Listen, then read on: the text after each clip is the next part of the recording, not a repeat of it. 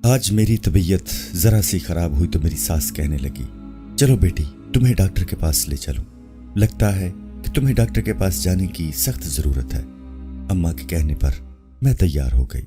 वो मुझे डॉक्टर जमीला के पास ले गई, जिन्होंने मेरे टेस्ट किए। फिर बोली, तुम्हारा अल्ट्रासाउंड करना पड़ेगा, बिना चेकअप के रिजल्ट देखे मैं कुछ नहीं कह सकती। थोड़ी देर बाद एक लड़की आई, उसने मुझे लिटाकर मेरा अल्ट्रासाउंड किया और फिर मुझे वापस भेज दिया। तब तक मेरी सास डॉक्टर जमीला के पास बैठी रही। डॉक्टर जमीला तो बहुत खुश लग रही थी, मगर उन्होंने मुझे बाहर जाने को कह दिया। कहने लगी, तुम्हारी पर्ची बना रही हूँ, बाहर जाकर बैठो। सास मेरी अंदर ही रह गई। शायद वो मोहतरम थी, इसलिए उन्हें बाहर न भेजा। काफी देर इंतजार करती रही, फिर सास ने मुझे अंदर बुलाया। मैं गई तो डॉक्टर का चेहरा उतरा हुआ था। मिस माहम, क्या बचपन में आपको कोई चोट वगैरह लगी थी? नहीं डॉक्टर साहब। ऐसा क्यों कह रही हैं आप? इसलिए कि आपके लिए एक बुरी खबर है। वो क्या? मैंने पूछा। वो ये कि आप कभी भी मां नहीं बन सकती। आप में बच्चा पैदा करने की सलाहियत नहीं है। ये एक पैदाइशी नुक्स है जिसके बारे में आपको तफसील से नहीं बता सकती। बस इतना कहूंगी कि आप में बच्चा पैदा करने का निजाम मौजूद नहीं। डॉक्टर साहिबा की बात सुनकर मेरे अंदर तो कुछ टूट कर रह गया। मैंने सोचा नहीं था कि जिंदगी इतनी बड़ी महरूमी लिए मेरे सामने खड़ी होगी। मैं वहीं पर बैठकर रोने लगी। आंखों से टिप टिप बहने लगे। मैंने आसिफ से मोहब्बत की शादी की थी और वो अपनी माँ के सुनते थे। वो कहते कि मेरी माँ जो कहे उनकी बात को टालना नहीं। अब मुझे लग रहा था कि अब इस घर में मेरी जगह नहीं बची। जब औलाद ही पैदा नहीं कर सकती तो फिर मुझ जैसी औरत का आसिफ की जिंदगी का क्या काम? उनकी माँ को तो बच्चों से मोहब्बत थी। मैं वहीं बैठे रोने लगी। दिल चाह रहा था कि जमीन फट जाए और मैं उसमें समा जाऊं, या आंख हमेशा के लिए बंद हो जाए। रो रो कर मेरा बुरा हाल हो गया था। सास ने तसल्ली दी, बेटी फिक्र क्यों करती हो, मैं तुम्हारे शोहर को कुछ नहीं बताऊंगी। सास के इस रवैये पर मैं बहुत हैरान रह गई। है तो वो बहुत करख्त औरत, मगर आज उनका रवैया हमदर्दाना था। फिर कुछ वक्फे के बाद बोली, बेटी अगर तुम कहो तो मैं तुम्हें रशीदा बेगम के पास ले जाऊं। जानती हो, रशीदा के पास जितने भी बांझ लोग आते हैं उनके साथ कोई ना कोई मसला होता है। बच्चे पैदा ना कर सके या फिर बच्चे मरे हुए पैदा हों, रशीदा की दवाई से सब ठीक हो जाता है। वो सिर्फ 7 गोलियां देती है बेटी, और उसके बाद मानो तुम्हारे घर में खुशखबरी पक्की है। ये डॉक्टर लोग तो झूठ बोलते हैं, इनको तो बस अपना पैसा कमाना है। इस डॉक्टरनी का ख्याल होगा कि मैं तुम्हारा महंगा इलाज कराऊं, तभी ये ऐसी बातें कर रही है। मगर तू फिक्र न कर, मैं तुम्हें रशीदा के पास लेकर जाऊंगी। उसकी गोली खाकर तो एक नहीं कई बच्चे पैदा करेगी। सास की बात सुनकर मैं खुशी से खिल उठी। उन्होंने बताया कि बेटी राहीला को भी उन्हीं के पास लेकर गई थी। रशीदा बेगम की 7 गोलियां खाने के बाद वो उसी महीने हामला हो गई थी। मेरे दिल में उम्मीद की किरण जाग उठी। शाम को अम्मा ने कहा था कि मेरे साथ रशीदा बेगम के साथ चलना। मैं बेचैनी से शाम का इंतजार कर रही थी। शाम हुई तो सास ने मुझे चादर ओढ़ने का कहा। हम लोग दोनों रशीदा बेगम के आस्ताना नुमा मकान पर पहुंचे। रशीदा बेगम के पास वाकई कई औरतें बैठी थी। इन औरतों में से 4-5 के साथ मैंने बात की तो पता चला कि वो भी रशीदा बेगम की 7 गोलियों से ठीक हुई हैं, और ये कि उनके बच्चे भी पैदा हुए हैं। ये सुनकर मेरी तो सारी फिक्र जाती रही कि जब इतनी औरतों का इलाज हो चुका है तो मेरी तो शादी को भी 2 महीने ही हुए हैं। बहरहाल रशीदा बेगम के पास गई तो उन्होंने शफकत से मुझे दम दरूद किया और फिर 7 गोलियां मुझे देकर बोली, बेटी ये गोलियां पाबंदी से खा लेना, इनमें से कोई एक भी छूटने न पाए, और हाँ साथ में जो दुआएं बता रही हूँ वो लाजमी पढ़ना। उन्होंने गोलियां मुझे थमाते हुए कहा, मगर मेरे हाथ से गोलियों वाला शापर मेरी सास ने ले लिया। कहने लगी, मैं संभाल कर रखूंगी, तुझे गोलियों का नहीं पता। ये एक हसास चीज है जिसकी हिफाजत मैं खुद करूंगी। मुझे अपनी सास पर उस लम्हे बड़ा प्यार आया कि किस कदर ख्याल रखने वाली है, वरना तो औरतें अपने बेटों की दूसरी शादी करवाने पर तुली होती हैं, कभी किसी बहू के किसी नुक्स को बर्दाश्त नहीं करती। जबकि मेरी सास मुझे खुद डॉक्टर्स के पास लिए लिए फिर रही थी। घर आकर मेरी सास ने मुझे एक शापर थमाया जिसमें सफेद रंग की छोटी छोटी गोलियां थी और ये तादाद में 7 थी। कहने लगी, मैं रोजाना रात को तुम्हें दूध ला कर दूंगी, तुम दूध के साथ ये गोलियां खा लेना, और खबरदार इसके बाद बिस्तर से मत उतरना, सीधी सो जाना। जानती हो ना दवा के असर के लिए सोना जरूरी है। जी समझ गई। मैंने सादतमंदी से सर झुका लिया। मेरी सास कमरे से चली गई तो मैं बैठी सोचने लगी कि अल्लाह ने मुझे किस कदर मेहरबान औरत अता की है जो बिल्कुल माँ जैसी है। थोड़ी देर बाद आसिफ आ गए। मैंने उनसे इस बात का जिक्र नहीं किया, वो भी कुछ न बोले, जैसे उन्हें मेरी किसी बात से गर्ज ही ना हो। अलबत्ता जब ये पता चला कि मैं कभी माँ नहीं बन सकती तो उनके चेहरे पर नागवारी के तासुरात जरूर देखे थे। उसी रात मैंने एक सफेद गोली मुंह में रख ली, मगर गोली मुंह में रखते ही मेरी तबीयत खराब होने लगी। ऐसा लगा जैसे मैंने कोई अजीब जहरीली चीज खा ली हो। मगर फिर अपनी औलाद के लिए मुझे इतना तो करना ही था। मैंने बड़ी मुश्किल से जो गोली अपने हल्क से उतारी। अब बस इंतजार कर रही थी कि कब ये मरहला गुजरे और कब मैं अपने शोहर को खुशखबरी सुनाऊं। यूं ही 2-3 दिन खैरियत से गुजर गए, मगर मैं एक बात से सख्त परेशान थी। मैं जब भी सुबह उठती, मेरी कमीज पर काले रंग के दाग लगे होते।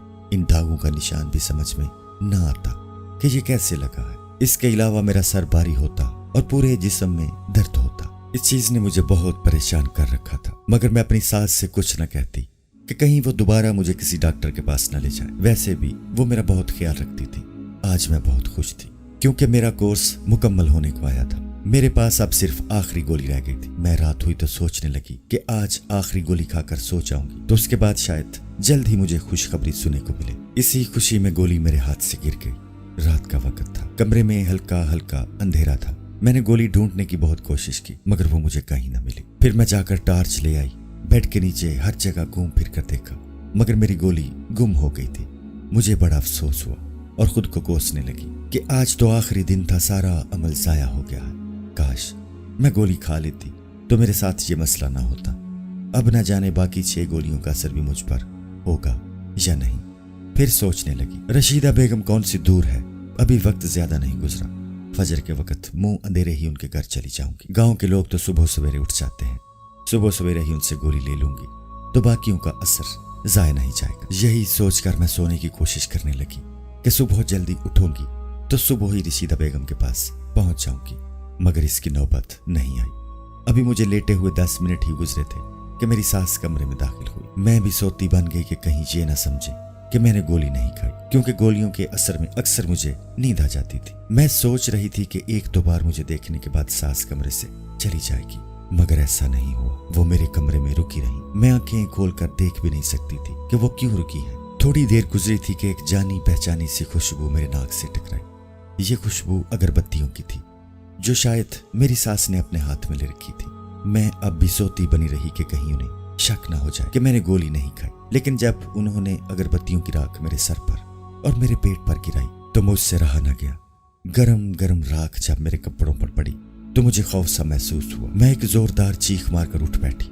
मुझे लग रहा था जैसे मैं कोई डरावना ख्वाब देख रही हूँ। अपने सामने अपनी सास को देखकर मेरा तो जैसे दिल ही उछलकर हलक में आ गया। उन्होंने काले रंग का लिबास पहन रखा था और माथे पर लाल रंग का टीका था, जिसे देखते ही मेरी रूह फना हो गई। लगता था कि वो कोई हिंदू जादूगरनी है जो अपने अमल में मसरूफ है। मुझे उठकर चीखता चिल्लाता देखकर घबरा गई। बोली, खामोश होकर लेट जाओ, अभी मुझसे सवाल जवाब मत कर। उन्होंने मुझे सख्ती से हुक्म दिया कि मैं लेट जाऊं, मगर मैं यूं ही कैसे लेट जाती। मुझे अजीब सा महसूस हो रहा था। उनके इस अमल से मुझे उलझन हो रही थी। कमरे में फैली बदबू से मेरा दम घुट रहा था। इससे पहले कि मैं मजीद चीखती चिल्लाती, मेरी सास ने मेरे मुंह पर हाथ रखा और मुझे घसीटती हुई पीछे वाले कमरे में ले गई। ये कमरा घर की अकबी तरफ बना हुआ था। उसमें कोई आता जाता नहीं था। एक इंतहाई अंधेरा सा कमरा था जिसे देखकर मैं वैसे भी डर जाती थी। उन्होंने मुझे यहाँ बंद कर दिया। मेरे मुंह में कपड़ा ठोंसकर बाहर से ताला लगाकर चली गई। ये देखकर मेरा बुरा हाल हो गया। मेरी आंखों से आंसू बहने लगे। सोचने लगी, मुझे यहाँ क्यों बंद कर दिया। रोती चीखती चिल्लाती रही, मगर किसी ने मेरी आवाज न सुनी। मैं तो जानती थी यहाँ मेरी आवाज सुनने वाला कोई नहीं, क्योंकि ये कमरा घर की पिछली जानिब वाक़या था।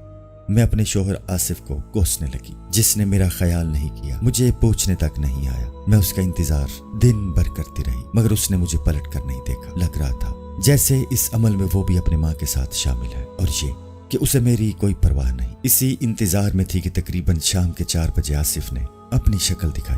कहने लगा, तुम यहाँ पर हो, मैं जानता हूँ, मगर तुम्हें सब्र से काम लेना होगा। इसके पीछे छुपी हिकमत तुम नहीं समझ सकती। मैं उसे देखते ही फट पड़ी। यह कौन सी हिकमत है? तुम पागल तो नहीं हो गए? तुम्हारी माँ ने अजीबोगरीब अमल करने के बाद मुझे यहाँ बंद कर दिया, जबकि तुम जानते हो मैं तुम्हारे बच्चे की माँ बनने वाली थी। मैं जानता हूँ, तुम्हारी डॉक्टरी रिपोर्ट्स देख चुका हूँ। तुम्हारी माँ बनने का उसी दिन पता चल गया था जब तुम डॉक्टर जमीला के पास गई थी। अच्छा, वाकई? तो फिर तुमने मुझे बताया क्यों नहीं? तुम्हारी माँ ने मुझसे ये बात क्यों छुपाई और मुझे बांझपन की गोलियां क्यों दी? बताता हूँ, सब बताता हूँ। आसिफ ने हाथ के इशारे से मुझे बैठने का कहा। मजबूर मैं बैठ गई। इसके सिवा और कोई चारा नहीं था। मैं उनकी बात सुन लूं, मगर मेरे दिल पर खौफ सवार था। मैं उनके पांव पड़ गई। खुदा के लिए आसिफ, मुझे यहां से निकालो, इसके बाद तुम जो मर्जी कर लेना। यहां मेरा दम घुट रहा है, घबराओ नहीं, मैं तुम्हारे साथ हूं। आसिफ ने मुझे तसल्ली दी। अच्छा सुनो, आसिफ ने मुझे रास्ताना अंदाज में कहा, मेरी अम्मा को तो तुम जानती हो, वो कितनी मजहबी खातून है।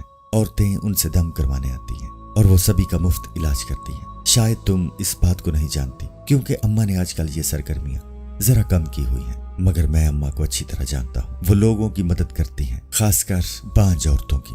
वो चाहती हैं कि कोई औरत उनके दर से खाली न जाए। जैसे रशीदा बेगम है ना, वैसा ही बनना चाहती हैं, और इसलिए उनको एक अमल की जरूरत है। उन्होंने जब मेरी शादी तुमसे करवाई तो मुझसे वादा लिया था कि मैं अपनी मर्जी से शादी तो कर रहा हूँ, मगर शादी के बाद उन्हें तुम पर इस अमल की इजाजत दो।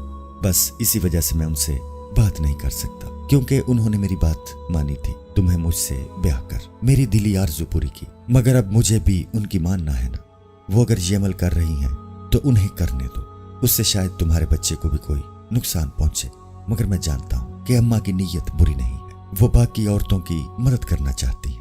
अपने शौहर की ये राम कहानी सुनकर मैं चिल्ला उठी, तुम पागल तो नहीं हो गए आसिफ, मर्द बनो। तुम्हारी अक्ल को क्या हो गया है?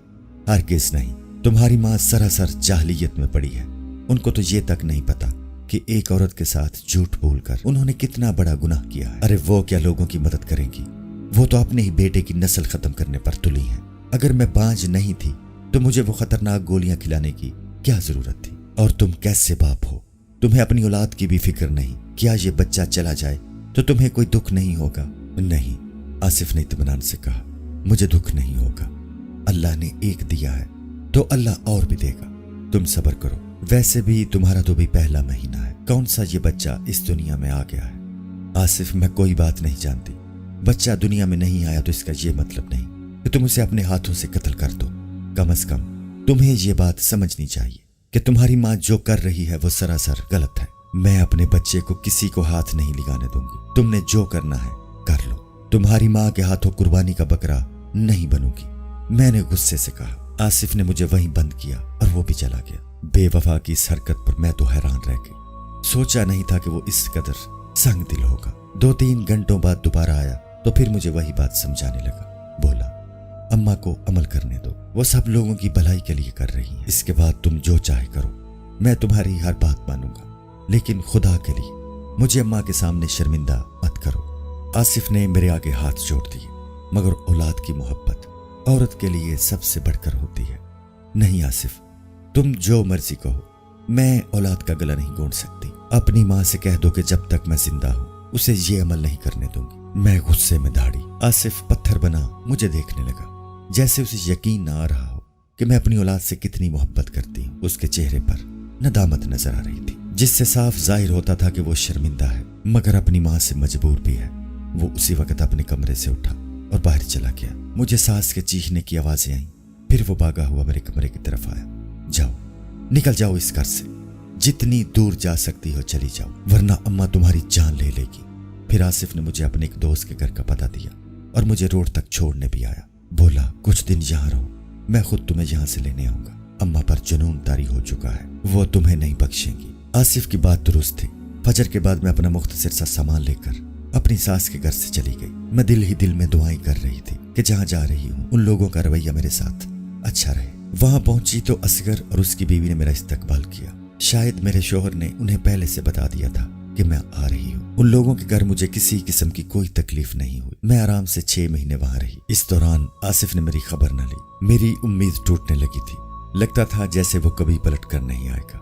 मगर फिर एक दिन आसिया बाजी ने मुझे इत्तला दी कि मेरा शोहर मुझे लेने आ रहा है। खुशी से मैं फूले न समा रही थी। आसिफ आई तो उनके चेहरे पर परेशानी थी, बरसों के बीमार लग रहे थे। आते ही मेरे आगे हाथ जोड़ दिए, मुझे माफ कर दो, खुदा के लिए मेरी माँ को भी माफ कर दो। आसिफ तकरीबन रोने को आए थे। आसिफ क्या हुआ, आप यूं क्यों रो रहे हैं? तब आसिफ ने मुझे बताया कि अम्मा को उनके किए की सजा मिल गई। उनके साथ जो हादसा हुआ इससे उनके हवास बिगड़ गए। वो अपना ज़हनी तवाज़न खो चुकी हैं और अब अजीबोगरीब बातें करती हैं। लोग उन्हें देख देख कर हंसते हैं और वो जिंदगी और मौत की कश्मकश में है। आसिफ की बात ने मुझे परेशान कर दिया। अपनी शौहर की बातें सुनकर میں نے اپنی ساس کو معاف کر دیا۔ بے شک معاف کرنے میں ہی عظمت ہے۔ زندگی کے آخری دنوں میں میں نے ان کی بھرپور خدمت کی۔ وہ مجھ سے بار بار معافی مانگتی، مگر انہوں نے نہ جانے کس کس کا دل دکھایا تھا۔ یہ حالت دیکھ کر مجھے بھی عبرت ہوئی۔ میں نے دل میں پکا ارادہ کر لیا کہ میں بھی زندگی میں بھول کر بھی کسی انسان کا دل نہیں دکھاؤں گی اور نہ ہی کوئی شرکی عمل کروں گی، چاہے زندگی میں مایوسی کے بادل چھائے ہوں، مگر میں کبھی اللہ تعالیٰ سے امید لگانا نہیں چھوڑوں گی۔